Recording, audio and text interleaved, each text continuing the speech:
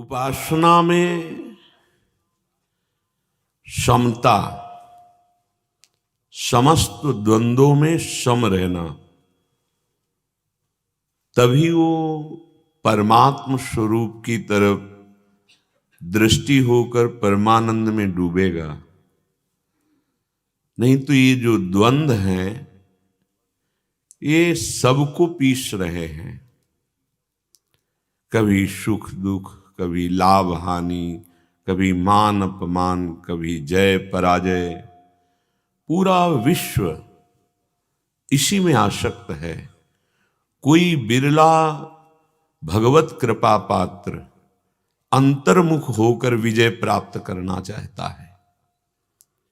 अंतर्मुख होकर इन द्वंद्वों पर विजय, जय पराजय में सम, लाभ हानि में सम, सुख दुख में सम, निंदा प्रशंसा में सम। ये हमारा स्वरूप है। हम अपने स्वरूप का विस्मरण करके बहिर्मुख विषम संसार में बहुत बुरी तरह दलदल में फंस गए हैं। जय होती है तो हर्ष होता है, पराजय होती है तो शोक होता है। जैसे दिन है तो रात होगी ही, ऐसे ही कभी विजय है कभी पराजय है। पर उपासक अपने अभ्यास में जब दृढ़ होता है तो उसे जय पराजय लक्ष्य नहीं होता, उसका अपना कर्तव्य लक्ष्य होता है। अर्जुन जी जब भगवान की प्रेरणा से ये हृदय में आया कि अब एकमात्र परम कर्तव्य छात्र धर्म से युद्ध ही है, तो उसकी वर्षों पहले तैयारी की। यहां तक कि भगवान देवाधिदेव से द्वंद्व युद्ध किया और संतुष्ट कर दिया।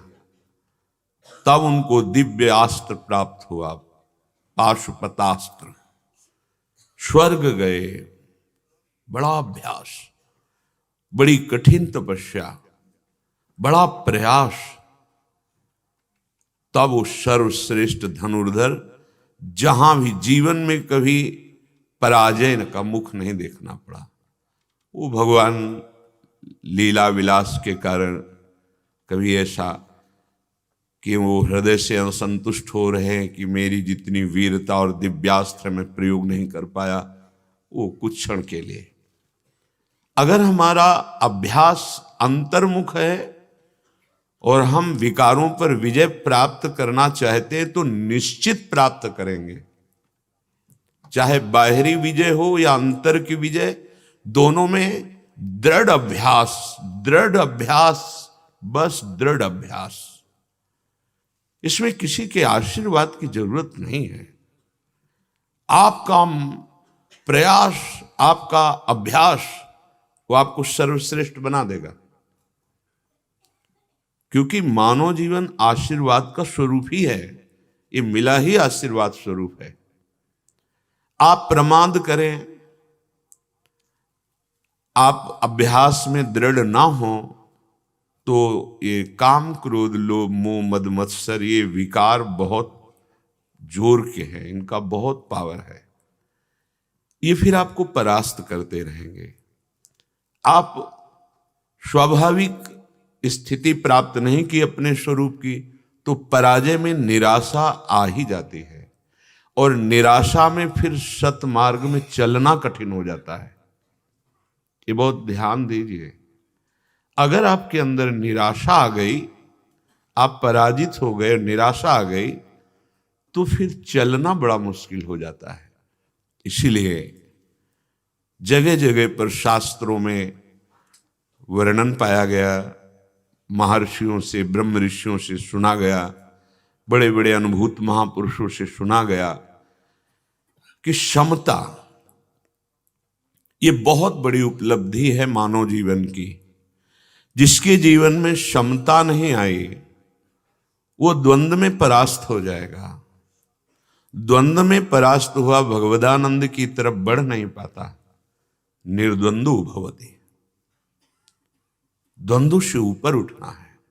बड़ा कठिन है द्वंद्वों से ऊपर उठना, क्योंकि हमारी कहीं ना कहीं अपनापन वृत्ति बनी रहती है और इच्छाएं रहती है। ये दो बहुत बंधनकारक वृत्ति है। हमारा अपनापन बहुत फैल गया है और इच्छाएं बहुत बढ़ गई हैं। ये दो हमें द्वंद्वों में फंसा के पीस रहे हैं। देख लीजिए, जहां जहां आपका अपनापन है, वस्तु में, व्यक्ति में, स्थान में, जहां भी, वहां इच्छाएं हैं। जहां अपनापन और इच्छाएं हैं, वहां परमानंद, भगवदानंद कदापि नहीं, क्योंकि ये दुखालय जगत में है। इसमें वास्तविक सुख किसी को प्राप्त नहीं होता। अगर हमारी मनोभिलाषा पूर्ण हुई तो हम हर्षित हो गए, जो दोष है, क्योंकि शोक पैदा करेगा ही। अखंड प्रसन्नता, अखंड आनंद बाहर जगत में नहीं है। हम सब की वृत्ति बाहर जगत में ही है। हम चाहते हैं महासुख, वो बाहर है नहीं, वो अंतर में है।